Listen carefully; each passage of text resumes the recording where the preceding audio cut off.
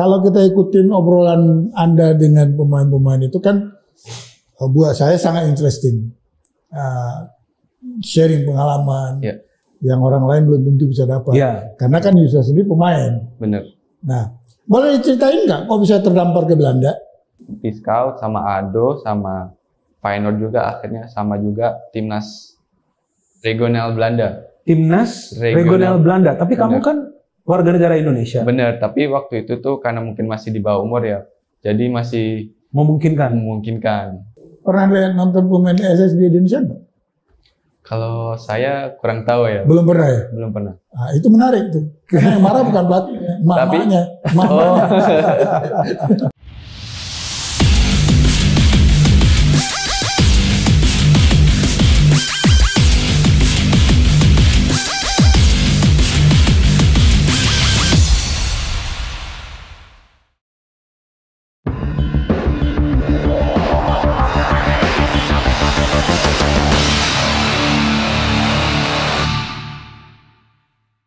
Kembali bertemu dengan saya Hassani Abdul Ghani di acara Hassani Corner. Di edisi ini saya selain ditemani oleh partner saya Bung Binder, juga saya kedatangan pemain naturalisasi. Aduh, bukan Solo. Asli Solo. Asli Solo. Naturalisasi asli Solo. Bukannya di Belanda? Dulu pernah tinggal di Belanda. Tapi Yusa Nugraha. Ya. Pak Hassani, apa kabar? Jadi, Bung Binder apa kabar? kenapa saya bilang naturalisasi? Karena Yusa sering sekali menginterview pemain naturalisasi. Iya, dan jadi, bisa bahasa Belanda juga. Iya, makanya saya bilang pemain naturalisasi. Cuma bisa bahasa Belanda saja. Bahasa Belanda. Lama di Belanda kan? Lama di Belanda. Oke, sebelum saya tanya background Yusa, saya kepingin tahu dulu pengalaman Yusa. Karena kan publik itu taunya Yusa lewat obri ya. Obrolan ringan. Obrolan ringan, tapi berat-berat juga ini bahas. Enggak kok, santai aja. Santai aja kita ngobrol sebagai samalah pemain sepak bola antara pemain sepak bola. Jadi lebih terbuka lagi. Iya, biar lebih terbuka aja. Yusa, saya kepingin tahu dari pengalaman Anda interview mereka, itu ada dampak karena kan generasi SDA lah ya. Setelah SDA jadi pelatih, kan dia rekrut pemain naturalisasi Jordi, Sandy Walsh, Shane Patinama. Itu ada dampak nggak kepada pemain-pemain Belanda lainnya? Iya, saya rasa ada dampaknya karena dengan kedatangannya Sandy Walsh, Jordi Amat yang bermain di Liga Eropa, yang bermain di liga yang lebih bagus lagi. Di tier 1 lah ya? Iya, tier 1 lah. Saya rasa pemain-pemain keturunan yang lain yang bermain di Liga Eropa juga tertarik untuk membela timnas Indonesia. Gitu ya? Iya. Karena kan sebelumnya juga ada generasi Bali, siapa lagi yang Ezra Balian. Tapi kan mereka bermain di liga lokal. Mereka bermain di liga sini. Iya kan, jadi kesannya kan kayak biasa-biasa aja. Malah publik banyak kecewa pada itu. Haruskah kita menaturalisasi pemain kan? Iya. Nah itu dengan sekarang perubahan yang dibuat oleh era STY kan berdampak. Berdampak, benar. Ya, dan apakah mereka ini pernah nonton atau sering nonton pertandingan-pertandingan dari timnas dan tahu atau tidak sih mereka informasi tentang Sintayong apa saja yang dia lakukan dalam menjalani proses dengan para pemain? Dengan aku bikin obri sama mereka, aku juga cerita nih, lebih cerita tentang Indonesia, cerita tentang timnas. Tapi ketika aku tanya ke mereka, mereka sendiri yang menjawab juga pernah nonton pertandingan maupun itu highlight atau video-video di Instagram. Dan mereka juga dari situ tahu pelatihnya timnas siapa, terus timnya seperti apa, permainannya seperti apa. Kesan mereka seperti apa permainan dari timnas Indonesia? Dari yang mereka bilang, sekarang timnas semakin lebih bagus lagi. Ini mereka yang bilang ya, bukan kamu kan? Mereka yang bilang. Jadi fakta ini ya? Fakta ya? Iya. Berarti yang bilang SD nggak benar? Itu salah. Salah. Kayak ikutan. Bisa, menarik. Kalau kita ikutin obrolan Anda dengan pemain-pemain itu kan buat saya sangat interesting. Sharing pengalaman yang orang lain belum tentu bisa dapat. Karena kan Yusa sendiri pemain. Bener. Nah, boleh diceritain nggak kok bisa terdampar ke Belanda? Boleh. Jadi saya waktu umur 7 tahun, itu saya pindah ke Belanda sama orang tua karena orang tua ada keperluan pekerjaan di sana.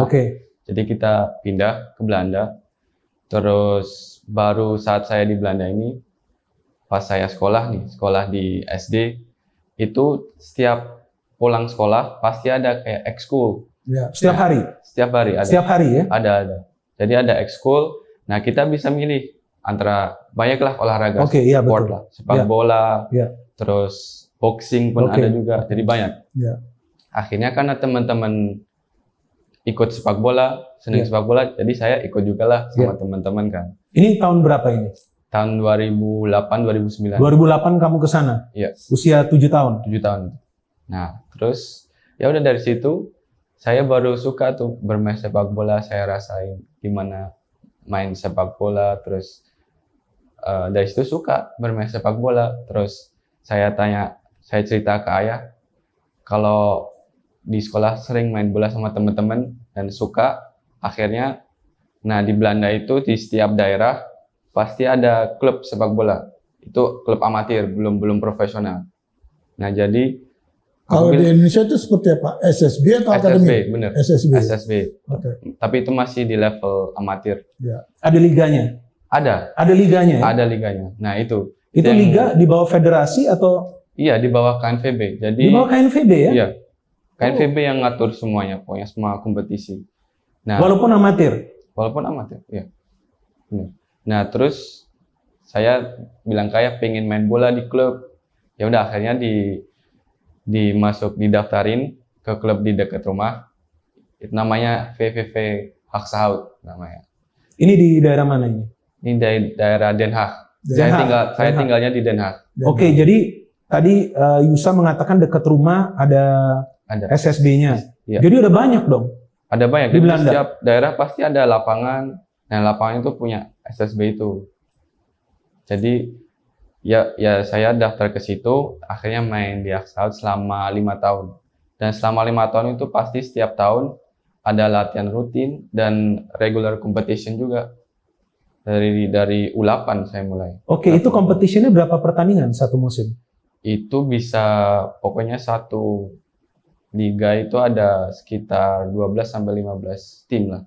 Oke, terus berapa? Dan itu enggak secara grup ya main. Iya. Jadi benar-benar home away. Seperti sekarang ini ya. Iya. Seperti di Eredivisie kan? Benar. Jadi 15 tim, jadi berapa kali ketemu? 2 kali ketemu? 2 kali ketemu. Home and away? Home and away. Wow. Itu U berapa itu? Itu U9, U8 udah ada. Waduh. Ya artinya kan kalau kita lihat tadi infrastrukturnya nggak ada. Udah ada, benar. Setiap SSB punya lapangan sendiri. Iya, tapi kan Pak, Indonesia kan lebih luas daripada Belanda. Benar. Yang kalau menurut saya, di sana industrinya sudah ada. Sudah terbentuk. Di kita masih senang doang. Ya. Industrinya belum ada. Ya, belum ada kepastian. Betul. Belum ada fondasi. Fondasi yang kuat. Ya. Nah, kalau ada fondasi yang kuat, sebenarnya kan tinggal nyiplak doang apa yang dibuat Belanda. Benar. Wong kita 300 tahun sama Belanda bareng. Iya, walaupun kita SSB banyak. Ada 3.000-an lebih. Tapi itu tidak terorganize dengan baik. Nah, itu. Benar. Itu. Terus dan dari U8 itu pertandingannya masih setengah lapangan, jadi belum full. Ya. Dan itu kita juga mainnya lebih ke fun aja. Ya. Jadi buat eksperimen. Gak ada yang marah-marahin gitu? Gak ada. Tapi ayahnya Yusa ikut marah-marah nggak kalau nggak dimainin? Enggak. Tapi kalau kalah menang biasa aja. Biasa aja. Jadi masih buat fun aja, buat yang ngerasain gimana main bola, main secara tim, kolektif. Bisa, sorry. Pernah lihat nonton pemain SSB di Indonesia nggak? Kalau saya kurang tahu ya. Belum pernah ya? Belum pernah. Nah, itu menarik tuh. Karena yang marah bukan pelatihnya, mamanya. Orang tuanya yang marah-marah. Katanya. Saya juga belum pernah lihat. Saya belum Katanya pernah. gitu. Iya. Jadi lebih berperan orang tua daripada si pengurus SSB-nya. Jadi pressure juga itu. Pressure pengurus SSB.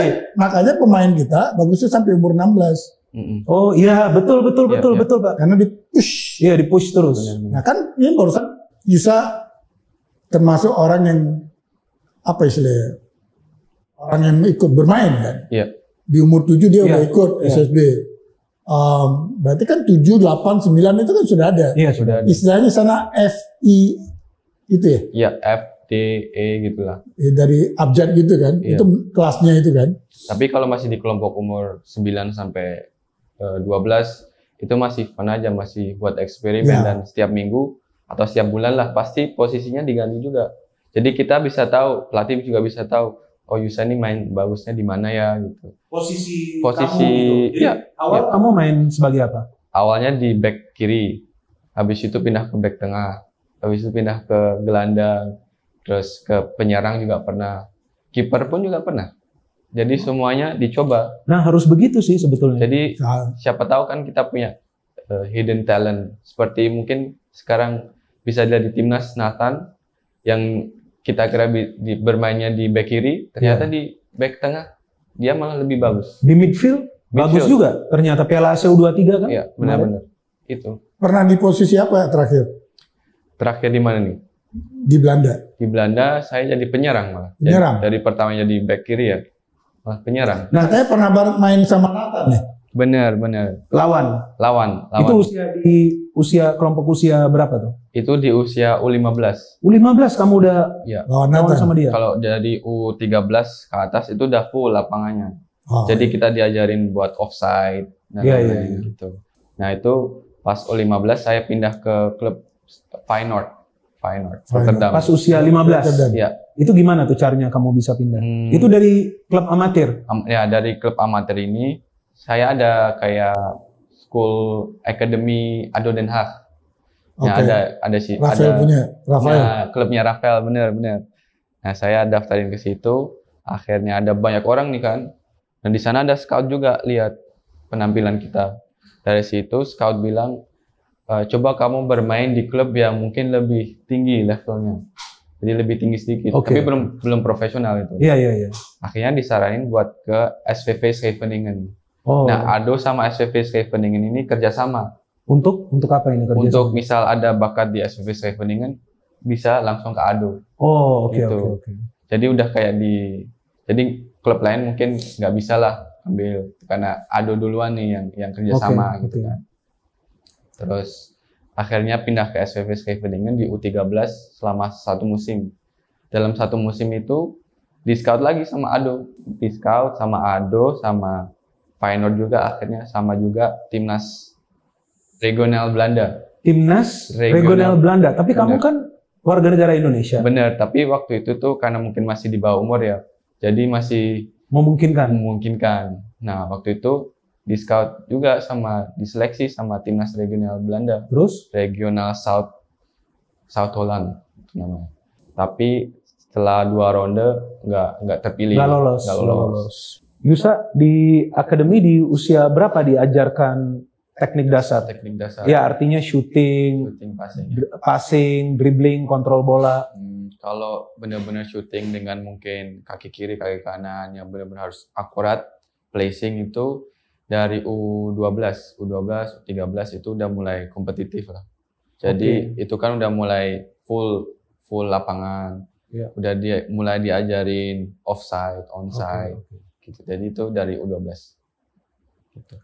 Bisa kan ini kita interview Yusa, biasanya Yusa interview. Biasanya saya yang interview ya.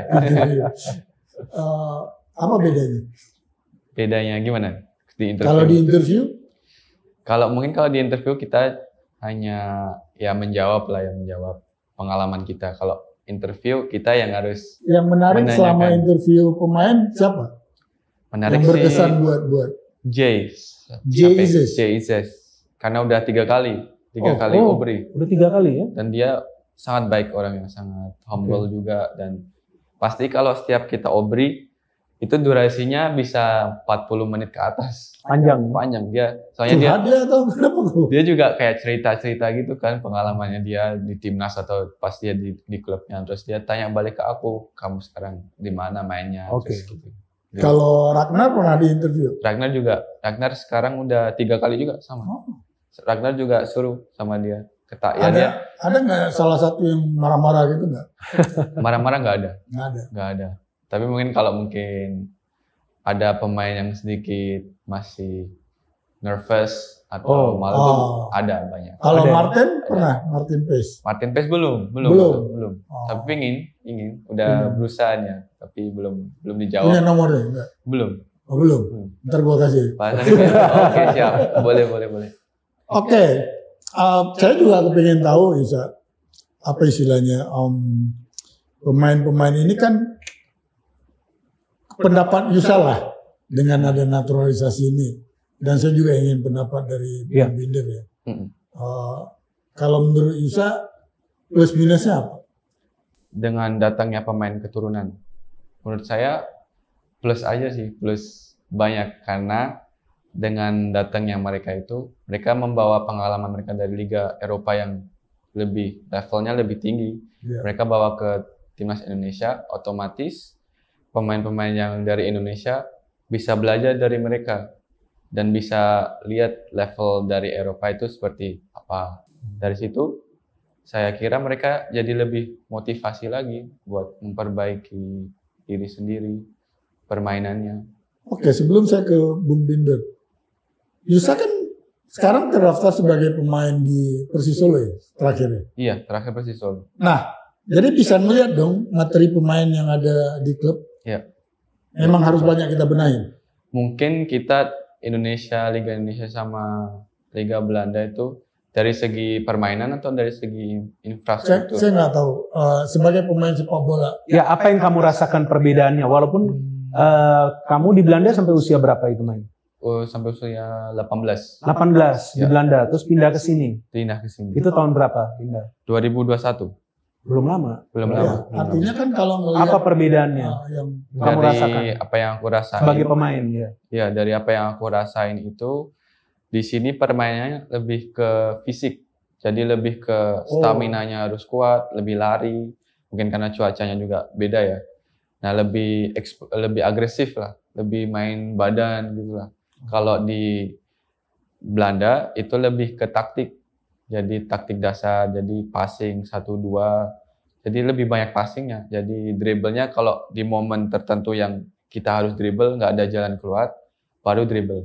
Oke, kamu sempat main di Feyenoord? Sempat ya. Sempat main di Feyenoord? Berapa itu? Itu U15. Satu musim? Enggak, itu selama 5 tahun. Jadi di U15 itu, di U15 itu saya masih umur 13. Jadi masih bisa 2 tahun di U15. Terus setelah itu di Feyenoord ya? Di Feyenoord. U15 2 tahun, terus U17 2 tahun, sama U18 cuma awal tahun aja. Oke, posisi striker? Posisinya saat datang di Feyenoord itu, dipindah itu saya posisinya, dari striker ke winger kanan. Di Feyenoord jadinya winger kanan. Cetak banyak gol? Itu saya di tahun pertama itu main di Divisi 2. Jadi nasional. Divisi 2. Itu kita promosi ke Divisi 1. Nah, tahun berikutnya. Oke, ini tim usia mudanya ya? Iya. Tahun berikutnya di Divisi 1 yaitu bermain sama lawan Natal, lawan Meiselhurst. Itu di liga itu jadi top skor, alhamdulillah bisa jadi top skor. Luar biasa ya. Terus kenapa gak lanjut di sana? Nah, terus tahun di U18 awal itu pas pre-season kita ada banyak exhibition match. Nah, di exhibition match itu salah satu saya sprint, dapat bola lambung, sprint, terus entah kenapa mungkin tumpukannya kurang pas, terus jadi bunyi krek gitu kan. Nah, dari situ cedera. kena PCL. Kena PCL. Nah, kalau PCL itu recovery-nya sekitar 12 bulan. Jadi, lama ya? Karena itu dari awal pramusim, jadi otomatis 2 musim hilang. Off. Gitu. Terus kuliah lanjut? Kuliah tetap lanjut. Habis itu udah full recover. Itu masih harus menemukan kembali lah performance yang sebelum cedera. Itu salah satu ini yang ditakuti oleh atlet. Benar. Gitu. Sayang juga ya. Benar. Terus kamu pernah dikontak dari Indonesia ketika main untuk U17 Feyenoord? Apa sudah orang-orang sudah tahu di sini? Untuk timnas. Kalau untuk timnas pernah pas coach Fahri Husaini. Nah, tapi waktu itu saat cedera itu jadi tidak bisa hadir di Indonesia. Artinya sudah pernah dipanggil dong? Ya, sudah pernah ada omongan cuma karena kondisi tidak dalam kondisi. Benar. Selamat dulu.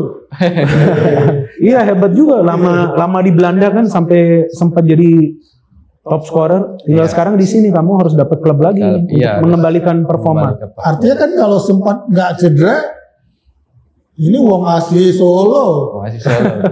Jadi teammate-nya Nathan mungkin. Oke, tadi kan saya sempat nanya ke Yusa plus minus pemain naturalisasi. Pandangannya. Yusa tadi bilang kan nggak ada minus. Nggak ada minusnya. Kalau Bung Minder, ada minusnya nggak? Saya plusnya 2 kali. Minusnya sekali. Nggak ada. Nggak ada juga. Plus.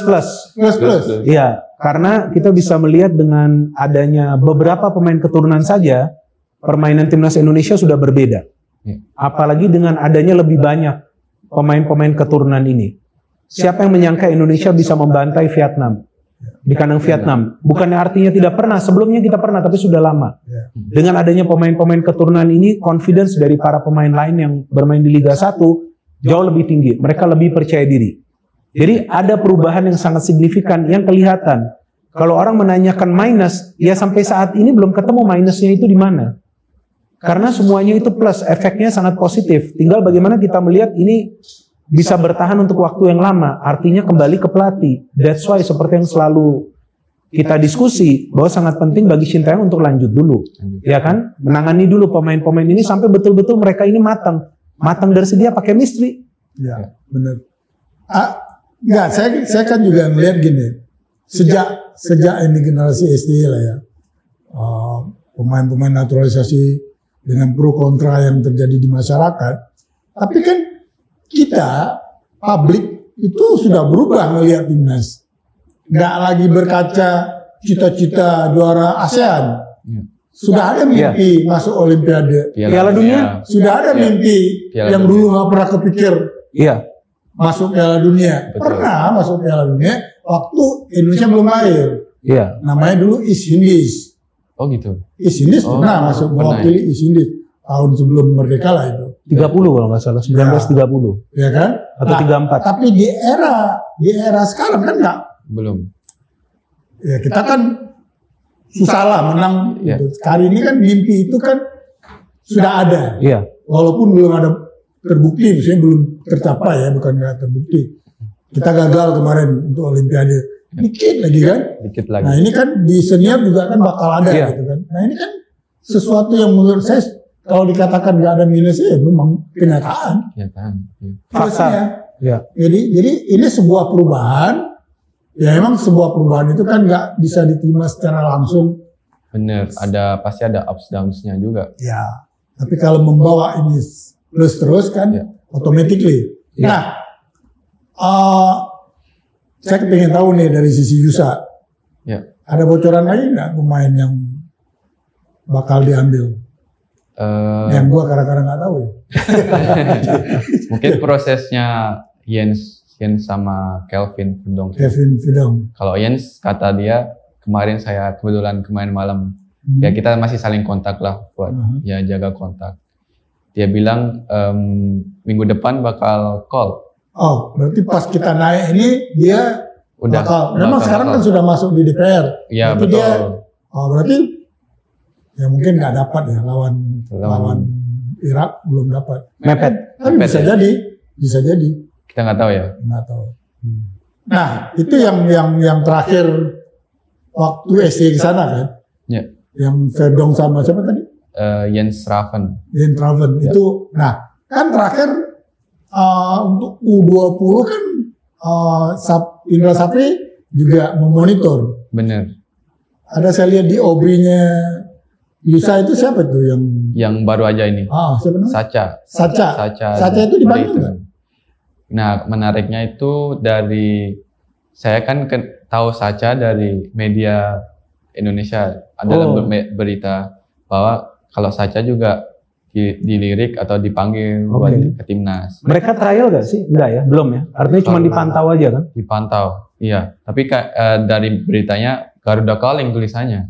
Jadi habis itu saya hubungin Sacha-nya untuk Obri lah supaya supporter juga lebih mengenal dia dan juga situasinya sekarang gimana lah. Terus pas saya Obri kemarin itu dia bilang belum dapat undangan, jadi belum dihubungi. Mungkin Garuda ini kacang Garuda kali. Garuda. Bukan, jadi itu belum dihubungin oleh Memang belum. Tapi jadi yang udah dihubungin? Kalau setahu saya yang dihubungin sekarang diproses Dion Marks. Itu yang ada di foto Coach Indra. Jadi ada Dion, ada kayak Simons, terus ada beberapa pemain lagi. Tapi itu aku belum kenal, belum Aubrey juga. Yang kenal cuma Dion sama kayak Simons. Oke, mereka di posisi apa itu? Kalau Dion itu musim ini dia di posisi back tengah atau gelandang bertahan. Jadi gelandang bisa juga dia. Oke. Kalau kayak Simons itu back kiri, tapi back tengah juga bisa. Jadi lebih Yusa banyak back sih. Yusa sekarang umur berapa? 23 sekarang. Oh, berarti nggak bisa dipanggil lagi ke U20. Kalau U20 nggak bisa lagi. Ke senior. Ke senior, ya. Wah, Maklok aja udah ketendam. Iya. Berat juga. Iya. Persaingan sekarang kan makin ketat. Iya. Tapi itu bagus. Pemain, Betul. kita sebagai penggemar timnas ya bagus, tapi sehat harus ada kayak gitu. Dan memang harus ada yang sistemnya promosi degradasi. Benar. Ya. Sesuai dengan performa mereka ya. Kalau konsisten akan terus terpilih. Ya. Jadi sebagai ya buat timnas tambah bagus. Tambah bagus. Nilai kompetitifnya naik gitu. Nah, ini ada pesan nih. Ya. Bagaimana tanggapan Bu Yusa sama Bung Binder dengan ada orang yang masih merespon negatif tentang naturalisasi? Yusa dulu dong. Saya dulu. Iyalah. Mungkin kalau dari saya mungkin orang-orangnya belum tahu lah tentang proses naturalisasi apa. Karena kan orang-orang yang keturunan Indonesia kan punya darah Indonesia. Jadi mereka punya hak yang sama dong seperti kita. Jadi kalau mereka punya potensi, punya niat yang ingin membela timnas Indonesia dan kualitasnya bagus, saya rasa mereka punya kesempatan dan hak yang sama. Dan itu bagus untuk memperkuatkan timnas jadi lebih baik lagi. Kalau Bung Binder? Kalau menurut saya jika tidak ada yang kontra gak seru juga. Gak seru. Ya, jadi wajar aja ada yang kontra, tapi kalau kita berpikir secara logis, maka kita harus melihat ada dua faktor. Pertama, melanggar aturan atau tidak. Ya. Bukan saja aturan FIFA, tapi juga aturan dalam negeri kita. Kalau tidak melanggar, artinya it's okay. Yang kedua, mereka punya kualitas atau tidak. Ya. Kalau mereka punya kualitas dan mereka bisa memberikan perubahan, kita jangan berbicara soal kontribusi dulu. Mereka bisa membuat sebuah perubahan dalam gaya bermain timnas Indonesia, ya itu artinya juga bagus dong. Ya kan, itu artinya sesuatu yang positif. Tapi ya kalau ada yang kontra, mungkin kontranya kekhawatiran jika pemain-pemain yang sekarang bermain di liga domestik tidak bisa masuk ke timnas. Nah, ini kembali lagi kan soal performa dan juga soal kemampuan yang artinya kualitas. Siapapun akan bisa membela timnas Indonesia asalkan dia bisa membuktikan kemampuannya. Betul. Kalau dia tidak memang bisa membuktikan kemampuannya, dia tidak punya kualitas sesuai dengan standar yang diperlukan untuk menjadi pemain timnas, ya sorry to say, artinya tidak bisa menjadi bagian dari timnas. Dan di luar negeri semua sama seperti itu. Dan kita juga tidak bisa membandingkan pemain yang lagi bagus di klub, kemudian akan bagus di timnas. Di Eropa, banyak sekali pemain yang bagus di klub, di timnasnya nggak bisa perform. Saya ingat Pak, dulu tahun 90-an sudah lama, mungkin netizen kita juga gak tahu ya, tapi ada nama pemain namanya John Barnes. John Barnes ini jago sekali di Liverpool. Pokoknya kalau dia udah gocek bola, udah gak ada yang bisa rebut Pak. Dimainin di timnas, gak bisa main dia. Gak bisa main. Akhirnya lama-lama dia tersingkir juga dari timnas Inggris. Jadi kembali lagi, timnas itu jangan disamakan dengan klub. Ada yang mengatakan di klub jago, panggil. Tapi belum tentu juga di timnas dia bagus kan. Pelatihnya aja beda. Iya, belum tentu. Chemistry-nya jalan juga, filosofinya sama. Sama juga. Beda kan filosofi. Oke, saya sedikit menjawab karena saya tahu persis karena saya mau mulai. Jadi gini, kan aturan. Aturannya setelah kita pelajari saat itu ada dua hal. Untuk mendapat paspor, karena itu syarat yang diminta FIFA. Itu adalah orang tadi tidak ada hubungan darah. Tapi ada undang-undang dasar, undang-undang kewarganegaraan kita pasal 20. Itu bunyi pasalnya, dia berjasa buat negara atau negara membutuhkan jasa dia. Jadi siapapun bisa. Walaupun nggak ada darah Indonesia. Ya. Selama negara membutuhkan jasa dia. Untuk keperluan undang-undang kita. Tapi syaratnya? Maksudnya? Negara membutuhkan jasa dia. Tapi itu akan ditolak oleh FIFA. Kalau tidak ada hubungan darahnya. Kalau ini bicara sepak bola. Kenapa? Setelah dapat paspor, baru si pemain ini ganti asosiasi. Maka kena artikel 9 dan artikel 7. Dua artikel itu mereka bisa memenuhi syarat pindah asosiasi. Itu. Kalau dia nggak pernah tinggal di negara tersebut 5 tahun berturut-turut, dia harus bisa membuktikan punya turunan atau orang tuanya lahir di negara tersebut. Itu makanya kalau Martin Paes tidak ada hubungan darah orang Indonesia asli, tapi neneknya orang Belanda lahir di Kediri. Oke, jadi lahir di Indonesia. Ya, itu bisa. Untuk FIFA-nya. Kalau Indonesia tidak melihat itu. Untuk warga negara Indonesia tidak melihat itu karena dia pakai pasal 20. Memerlukan jasanya. Memerlukan jasanya. Siapa aja boleh. Makanya kan Dr. Setiabudi kan orang Belanda juga. Ya kan? Warga negara Belanda. Maksudnya bukan nggak ada hubungan Indonesia-nya. Itu kan bisa jadi pahlawan nasional. Itu dari 2 hal. Tapi tadi karena dia pemain bola, harus kita penuhin apa istilahnya? Persyaratan FIFA. Itulah perbedaannya. Tapi kalau ada orang masih negatif juga, ya terserah. Oh, hari ini Indonesia seluruh dunia sudah melihat Indonesia berbeda. Iya betul, maka itu kan seperti yang Yusa katakan, pemain-pemain ini ingin menjadi bagian dari timnas karena sudah melihat ada perubahan yang signifikan. Betul. Jadi kalau tadi dibilang talent scouting, nah talent scouting itu kalau menurut pengalaman, nanti saya ingin tahu juga, mungkin jangan panjang-panjang komennya, udah mulai diperingati sama Mas Ibu. Kalau talent scouting yang dibuat oleh timnas di era STY, waktu era saya, dia punya tim kecil di dalam, yang melihat nama si A, si B, si C. Nah, lalu baru kita hubungin. Nah, tapi kan kalau menurut Yusa, dari pengalaman interview segala macam, atau dari pengalaman Yusa di Belanda, ini melihat talent scouting ini gimana? Harus, menurut saya. Karena di Belanda juga, di setiap regional, daerah pasti ada talent scouting dari KNVB yang ditugasin di setiap daerah.